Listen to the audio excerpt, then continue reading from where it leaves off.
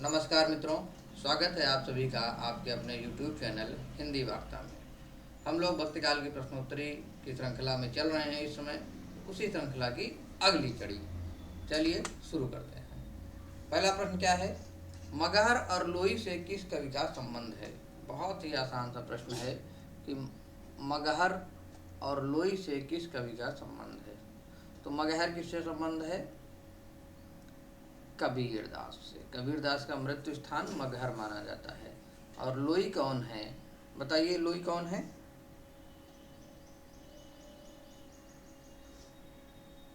तो लोई जो है क्या है? कबीरदास जी की क्या है? पत्नी है। ठीक, किसकी?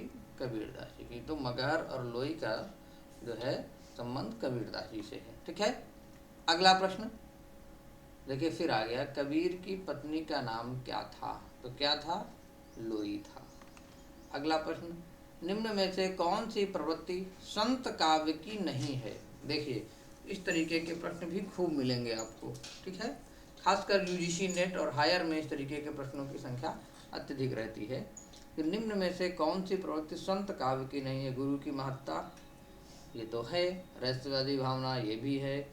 वर्ण व्यवस्था को प्रोत्साहन और बाह्य आडंबरों का खंडन। बाह्य आडंबरों का खंडन है। क्या पूछा है? नहीं है। यानी कि वर्ण व्यवस्था को प्रोत्साहन देने की परंपरा या प्रवृत्ति संत काव्य की नहीं है। ठीक है। अगले प्रश्न की ओर चलेंगे। अगला प्रश्न है, अजगर करे न चाकरी, पंछी करे न काम। ठीक, यह पंक्ति किसकी है? तो यह पंक्ति किसकी है? अजगर करे न चाकरी, पंछी करे न काम, और दास मलूका कह गए सबके दाता राम। तो यह पंक्ति किसकी हो जाएगी? मलूक दास की हो जाएगी। बहुत परंपरागत और चर्चित पंक्ति है। अगले प्रश्न की ओर चलेंगे। अगला प्रश्न है, निर्गुण भक्ति के कवि नहीं है, यानी कि इसमें निर्गुण भक्ति के कवि कौन नहीं है? रैदास भी हैं, कबीरदास भी निर्गुण भक्ति के हैं, दादू भी हैं। श्री रामानुजाचार्य, रामानुजाचार्य जी जो है ये निर्गुण भक्ति के कवि के रूप में नहीं आते हैं, ये राम भक्त कवि के रूप में आते हैं। ठीक है, तो यहाँ पर कौन हो जाएगा? नहीं पूछा गया है, इसलिए श्री रामानुजाचार्य जी होंगे। ठीक है। अगला प्रश्न है, निम्नलिखित में से कौन संत कवि नहीं है? अब संत कवि इनमें से कौन नहीं है, आप बताइए कि निम्नलिखित में से संत कवि कौन नहीं है? ठीक है, दादू दयाल, सुंदरदास, कबीरदास, श्रीधर पाठक। श्रीधर पाठक तो कहाँ हैं? तो आधुनिक काल में आते हैं। ठीक है, भारतीय युग में। तो ये यहाँ पर नहीं होंगे। ठीक है, संत कवि नहीं है। अगला प्रश्न है, निम्नलिखित में से कौन ज्ञान मार्गी शाखा के कवि नहीं है? ज्ञान मार्गी शाखा मतलब कौन सा? संत काव्यधारा। ज्ञान का मतलब पहले तो ये समझिए, ज्ञान मार्गी क्या है? संत काव्य धारा। इसी को ज्ञान मार्गी या कहीं कहीं पर ज्ञानाश्रयी शाखा भी दिखेगा। तो संत काव्य धारा के कवि कौन नहीं है? बताइए कौन नहीं है? कबीरदास, कुतुबन, रैदास या दादू। तो यहाँ पर कौन हो जाएंगे? ऑप्शन आपका सही होगा बी, कुतुबन। कुतुबन कहाँ के कवि हैं? तो कुतुबन ज्ञान मार्गी शाखा के कवि नहीं हैं, बल्कि ये किस मार्ग के हैं? तो यहाँ पर आप देखिए कि प्रेम मार्गी। और इसी प्रेम मार्गी को क्या कहा गया है? सूफी। और इसी को क्या कहा गया है? प्रेमाश्रयी। ठीक है, तो कुतुबन हो गए। अगला प्रश्न है, कबीर परिचय के रचनाकार। ये कल की क्लास में भी आया था प्रश्न और आज भी आया है, तो इससे आप समझ सकते हैं ये कितना इम्पॉर्टेंट प्रश्न है। ठीक है, तो कबीर परिचय के रचनाकार होंगे अनंतदास। अगला प्रश्न, निरंजनी संप्रदाय के प्रवर्तक कवि कौन हैं? तो कौन है? दादू दयाल, हरिदास, गरीबदास या सुंदरदास। ठीक है, तो हरिदास, स्वामी हरिदास जो है निरंजनी संप्रदाय के प्रवर्तक हैं। अगला प्रश्न, दोहा चौपाई में लिखित पदों को क्या कहते हैं? ये हमारा 10वां प्रश्न है। दोहा चौपाई में लिखित पदों को क्या कहते हैं? क्या कहते हैं? रमैनी, पद, बावनी या साखी। तो इनमें से कौन सी रचना दोहा चौपाई में लिखी गई है? प्रश्न ये पूछा जा रहा है, तो बताइए। तो दोहा चौपाई में इनमें रमैनी मिलती है। कौन सी? रमैनी। अगला प्रश्न है, दशरथ सुत तिहु लोक बखाना, राम नाम का मरम है आना। इन पंक्तियों के माध्यम से कबीर क्या कहना चाहते हैं? थोड़ा सा इसको बनाइए आप लोग कि इन पंक्तियों के माध्यम से कबीर क्या कहना चाहते हैं। तो मैं राम नाम का मर्म जानता हूँ, मेरे राम नाम का मर्म कुछ और है, दशरथ के पुत्र का वर्णन तीनों लोकों में होता है, दशरथ पुत्र राम की महिमा अपरंपार है। कबीर क्या कहना चाहते हैं? कबीर कहते हैं कि दशरथ सुत तिहु लोक बखाना, दशरथ के पुत्र जो राम है उनको तो तीनों लोग जानते हैं, राम नाम का मर्म है आना, और हमारे राम नाम का मर्म कुछ और है। तो यहाँ पर आपका ऑप्शन सही हो जाएगा बी। ठीक है। अर्थात कहने का मतलब ये है कि जो दशरथ सुत के हैं, दशरथ के पुत्र राम है, उनको तो तीनों लोग जानते हैं, सभी लोग जानते हैं, यानी मेरे राम को सिर्फ मैं जानता हूँ। ठीक है। और यही अपने अपने राम, मेरे राम, सबके अपने राम, इस तरीके की चीज़ें जो है देखने को मिलती हैं। ठीक है। अगला प्रश्न है, कबीर के निर्गुण पंथ का आधार भारतीय वेदांत और सूफियों का प्रेम तत्व है, यह विचार किसका है? अर्थात एक कथन है, यह कथन किसका है? ठीक है। तो यह कथन किसका है? बताया आप सभी लोग। यह कथन है आचार्य रामचंद्र शुक्ल का। किसका है? आचार्य रामचंद्र शुक्ल का। अगला प्रश्न, इनमें से कौन संत कवि नहीं है? क्या है? इनमें कौन संत कवि नहीं है? कबीरदास जी, तुलसीदास, सुंदरदास, मलूकदास। तो कौन संत नहीं है?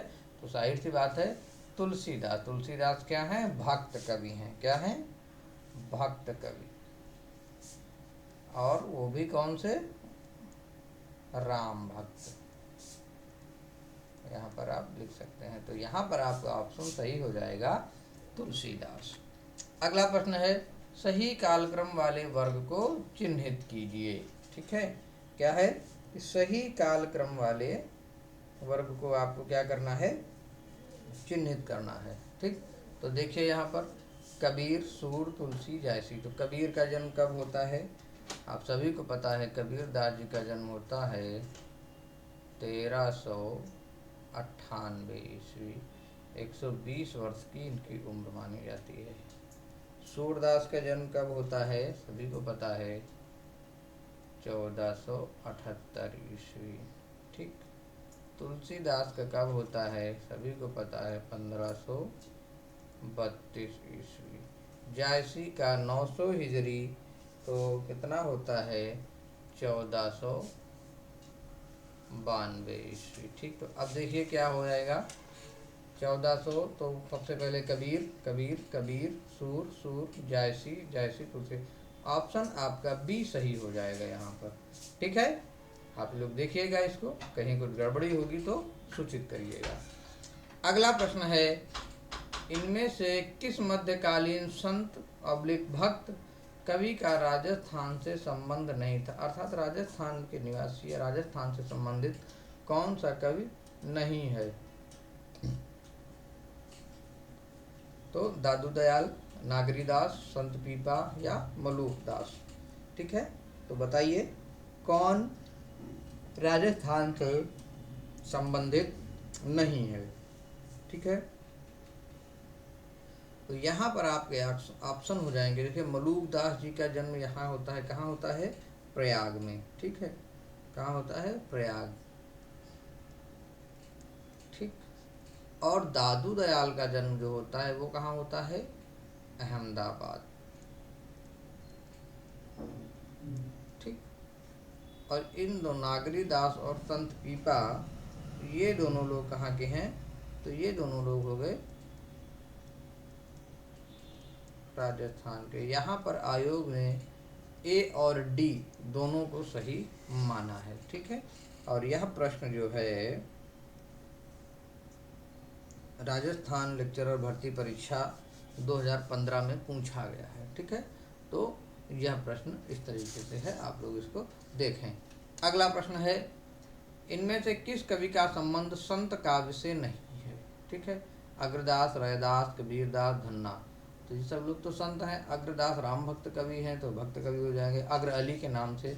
तो यहाँ पर आपका ऑप्शन जो सही होगा वो हो जाएगा ए।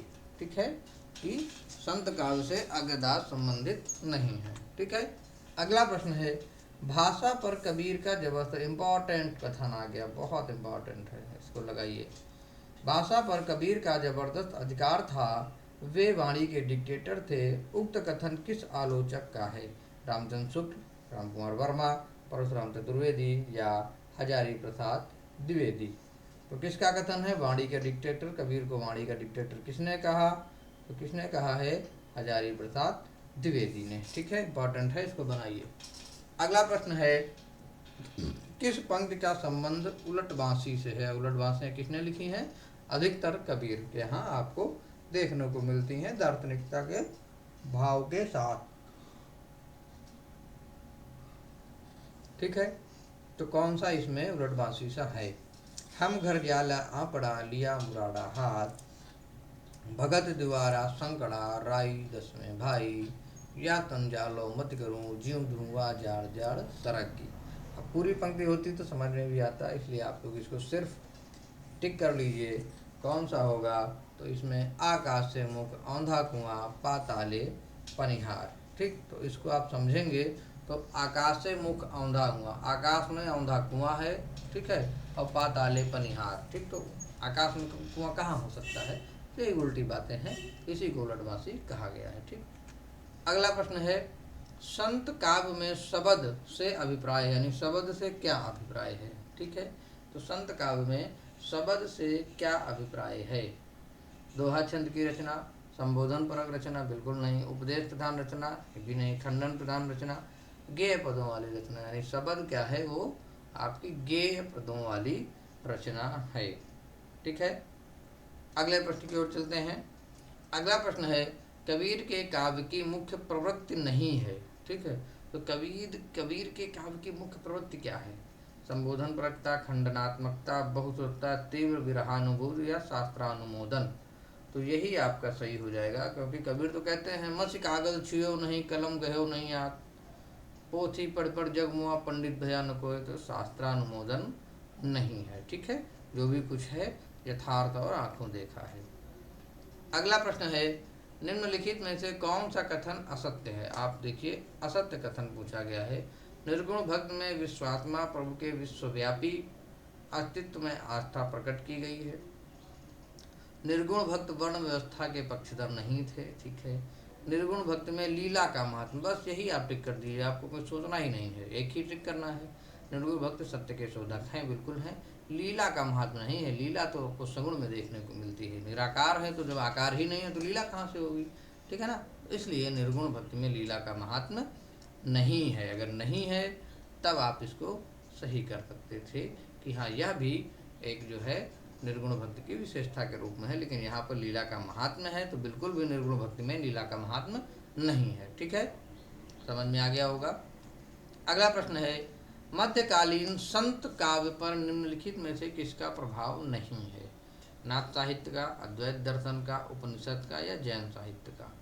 यहाँ पर आपको ऑप्शन देखिए, नाथों पर तो बिल्कुल है, कबीरदास भी नाथों से जो है हठ योग की साधना लेते हैं। ठीक है, अद्वैत दर्शन पूरी तरीके से है, तो रैदास के यहाँ पाया जाता है। उपनिषदों का भी प्रयोग वहाँ पर हुआ है।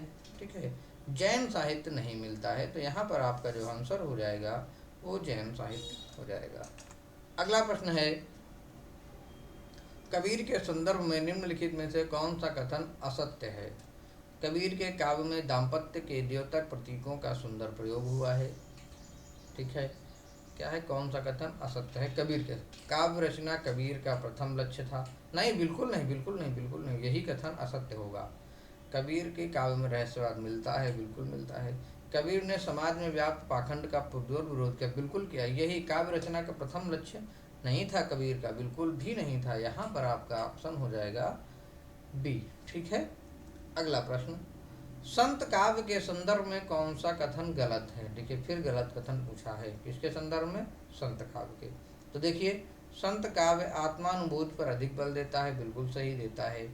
संत काव्य में धार्मिक रूढ़ियों और परंपराओं के अंधानुकरण का विरोध है, बिल्कुल विरोध होता है। संत काव्य में शास्त्रीय ज्ञान को परम आवश्यक माना गया है, यही कथन आपका सही हो जाएगा, क्योंकि यही तो नहीं माना गया है। संत काव्य की भाषा जन सामान्य की भाषा है, बिल्कुल साधारण भाषा है, आम बोलचाल की भाषा है। तो 24 का यहाँ पर आपका हो जाएगा ऑप्शन सी। आगे चलते हैं। पार ब्रह्म के तेज का कैसा है उन्मान, कहिबे को शोभा नहीं देखा ही प्रमाण। यह क्या है? पंक्तियां है सरयू में संकलित। उक्त काव्य पंक्तियां किस कवि की हैं? तो बताइए। तो ये पंक्तियां हैं रहीमदास की। किसकी हैं? रहीमदास की। ठीक है, तो हम लोग चलेंगे अपने अगले प्रश्न की ओर। अगला प्रश्न है दादू दयाल का जन्म कहाँ हुआ था? अभी पीछे पूछा जा चुका है, पीछे अभी आया था मिलान करने के लिए। तो दादू दयाल का जन्म कहाँ होता है? अहमदाबाद में होता है। ठीक है, अगले प्रश्न की ओर चलें। साधना के 3 अवयव बताए गए हैं, कर्म, ज्ञान और फिल इन द ब्लैंक्स है, खाली स्थान है। और बाद यहाँ पर क्या आएगा? तीसरा क्या है? कर्म, ज्ञान और। ठीक है, तो बताइए क्या क्या बताया गया है? तंत्र बताया गया है, मन बताया गया है, भक्ति बताया गया है या वाणी? क्या बताया गया है? साधना के 3 अवयव बताए गए हैं, कर्म, ज्ञान और भक्ति। ठीक है, अगला प्रश्न। निम्नलिखित में से कौन सी कबीर की वाणी की विशेषता नहीं है? नहीं प्रश्न ज्यादा पूछा जाता है, इस पर ध्यान देना। संसार की अनित्यता, मूर्ति पूजा, तीर्थाटन आदि का महत्व, यही नहीं है बिल्कुल भी। हृदय की शुद्ध हिंदू मुसलमानों को फटकार। मूर्ति पूजा और तीर्थाटन का महत्व कबीर की वाणी में नहीं मिलता है। यहाँ पर आपका ऑप्शन हो जाएगा बी, मूर्ति पूजा, तीर्थाटन आदि का महत्व। अगला प्रश्न है कबीर ने अपने निर्गुण पंथ में वह कौन सा तत्व शामिल किया जिसका नाथ पंथ में अभाव था? ठीक है, क्या भारतीय वेदांत और सूफियों का प्रेम तत्व, रागात्मक तत्व, यहाँ रागात्मक, ये टाइपिंग मिस्टेक है, रागात्मक तत्व से रहित साधना, हृदय पक्ष शून्य सामान्य अंतर साधना का मार्ग, या तांत्रिक विधान? तो बताइए कबीर ने क्या शामिल किया जो बाद में पहले नहीं था? तो कबीर ने अपने निर्गुण पंथ में ये शामिल किया, क्या?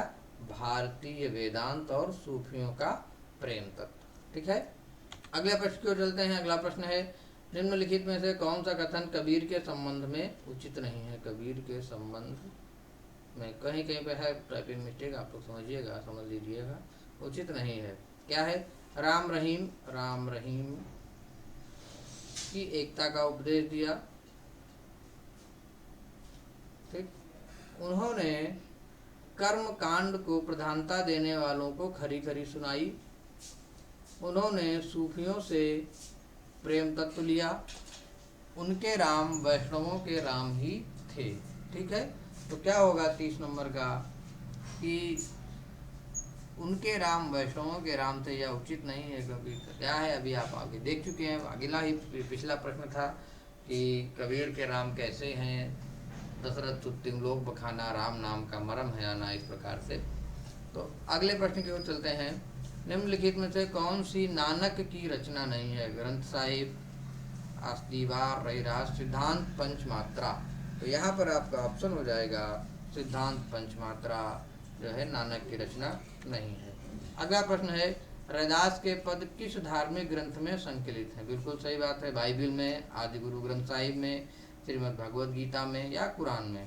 तो यहाँ पर आपका ऑप्शन हो जाएगा गुरु ग्रंथ साहिब में। ठीक है, अगला प्रश्न है बीजक किसकी रचनाओं का संग्रह है? सूरदास, जैसे कबीरदास, तुलसीदास। तो कबीरदास। ठीक है, इसमें कुछ भी सोचना ही नहीं है।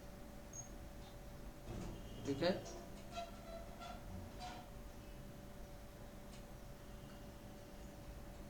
बीजक किसकी रचनाओं का संग्रह है? कबीरदास की। ठीक है, इसमें आपको बिल्कुल भी नहीं सोचना है। ठीक है,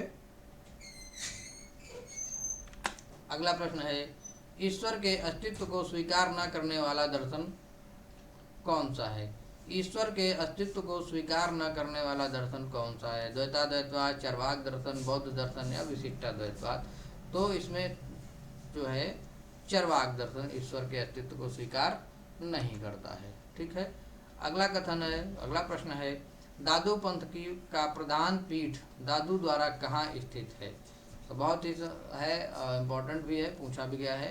अहमदाबाद में, नारायणा में, आमेर में या गंगानेर में। ठीक है। तो यहाँ पर आपका आंसर सही हो जाएगा नारायणा। कहाँ? नारायणा में। ठीक है। हम लोग इसको टिक करते हैं नारायणा में। अगला प्रश्न है, कबीर के परलोकवास होने पर उनकी गद्दी किन्हें मिली? ठीक है। बताइए, उनकी गद्दी रविदास को, धर्मदास को, गरीबदास को या मलूकदास को? तो उनकी गद्दी किसको मिलती है? धर्मदास को। कबीर के विषय में एक पंक्ति कही जाती है, इनके पुत्र जो है सुयोग्य नहीं निकले। तो कहा गया है कि बूढ़ा वंश कबीर का उपजा पूत कमाल। इनके पुत्र का नाम कमाल और पुत्री का नाम कमाली था, ये कथन चलता है। संत रजब द्वारा दादू दयाल की समग्र रचनाओं का संकलन किस नाम से किया गया है? इंपॉर्टेंट और परंपरागत प्रश्न है। क्या होगा? सबंगी, ज्ञान समुद्र, ज्ञान बोध या अंग बधु। ठीक है। तो यहाँ पर कौन सा हो जाएगा? अंग बधु। अगला प्रश्न है, निम्नलिखित में से किस संत का साधना क्षेत्र कभी भी राजस्थान नहीं रहा? ठीक है। बताइए किसका? जम्बनाथ, सुंदरदास, पीपा, मलूकदास। मलूकदास का भी पिछले भी बता चुके हैं, पीछे प्रश्न में आया था प्रयाग। ठीक है। तो यहाँ पर ये सही हो जाएंगे। दार्शनिक विचारधारा की दृष्टि से वेदा भेदवादी विचारधारा से संबंधित संत का नाम है। बताइए क्या नाम है? गुरु नानक, मलूकदास, कबीर या दादू दयाल? तो भेदा भेद वाली विचारधारा किसके यहाँ है? गुरु नानक के यहाँ देखने को मिलती है। अगला प्रश्न है, निम्नलिखित में से कौन सा संत रामानंद का शिष्य नहीं है? तो रामानंद का शिष्य कौन नहीं है? कबीर, धर्मदास, सेन, पीपा। तो यहाँ पर धर्मदास, क्योंकि धर्मदास जो है किसका शिष्य है? कबीर का, है ना। धर्मदास किसके शिष्य हैं? कबीर के हैं, इसलिए यहाँ पर आपके सही हो जाएंगे कौन? कबीरदास। बात समझ में आई? तो ये किसके हैं? कबीरदास के। चलिए चलते हैं अगले प्रश्न की ओर। अगला प्रश्न है, कबीरदास के काव्य में विद्यमान भावात्मक रहस्यवाद की झलक का कारण है? वेदांत का प्रभाव, सूफी सत्संग का प्रभाव, अन्यक्ति का प्रभाव या ज्ञान मार्गी चिंतन का प्रभाव? ठीक है। तो यहाँ पर भावात्मक रहस्यवाद का जो प्रभाव आता है वो कहाँ से आता है? तो वो आता है सूफी सत्संग के प्रभाव से। कहाँ से? सूफी सत्संग का प्रभाव। ठीक। अगला प्रश्न है, इनमें संत कबीर से संबंधित कौन सा कथन सही नहीं है? क्या नहीं? इस पे फोकस करिए। वे निर्गुण ब्रह्म के उपासक थे, ये तो सही है। सत्संग के नाम स्मरण पर वे बहुत बल देते थे, ये भी सही है। वे माया और ईश्वर भक्त, माया को ईश्वर भक्ति में बाधक मानते थे। ठीक है। विभिन्न तीर्थों के प्रति उनके मन में श्रद्धा थी, ये कथन गलत है यहाँ पर, और यही यहाँ पर सही होगा, क्योंकि ये कथन सही नहीं है। किसके विषय में? तो कबीर के विषय में। ठीक है।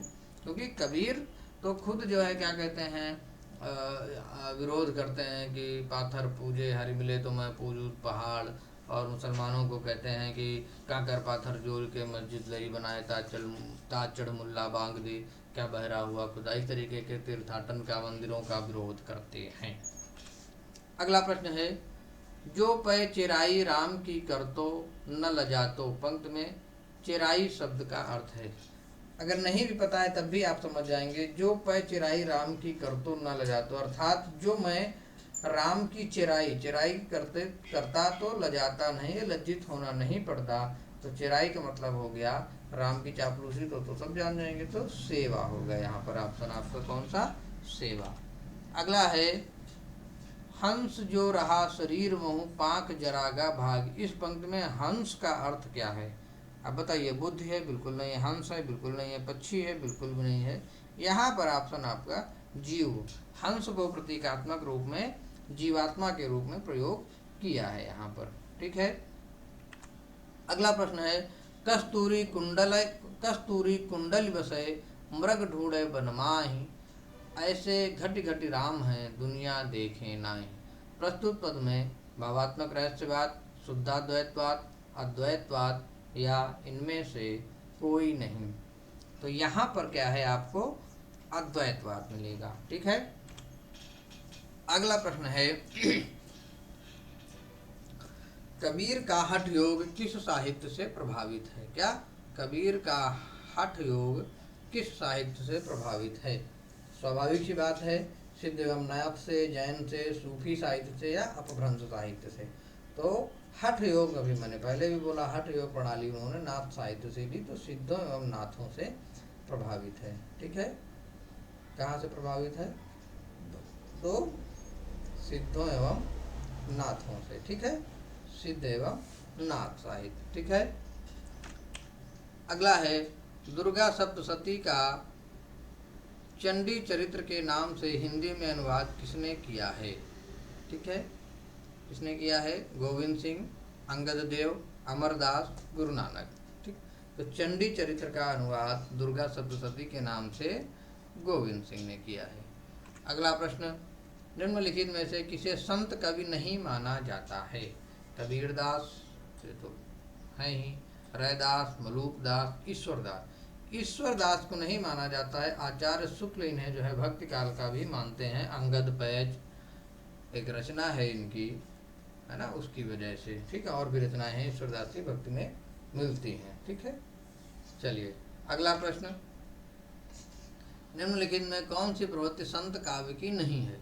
वर्णाश्रम व्यवस्था का समर्थन, जनजीवन का चित्रण, सदाचार आदि गुणों का प्रतिष्ठान, क्रोध, लोभ, मोह, हिंसा की निंदा।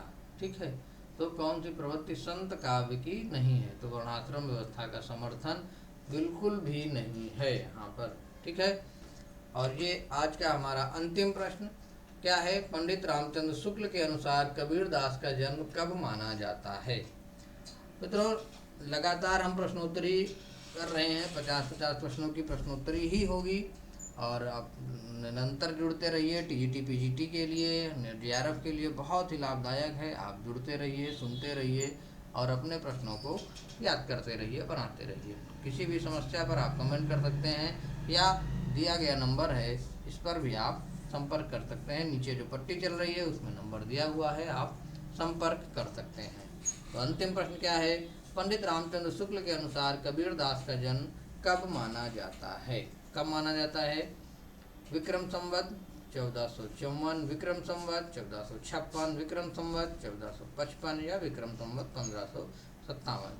तो यहाँ पर विक्रम संवत 1456 माना जाता है। इसमें आप 57 अगर जोड़ देंगे या घटा देंगे तो चीज़ें आ जाएंगी। 57 घटाने पर आपको मिल जाएगा जो है, क्या कहते हैं कि ईस्वी में। ठीक है, तो ये आपका सही होगा, ऑप्शन बी। इसी के साथ आज की प्रश्नोत्तरी यहीं पर समाप्त होती है। अगले नए प्रश्नों के साथ, विभिन्न प्रश्नों के साथ कल मिलेंगे। तब तक के लिए नमस्कार।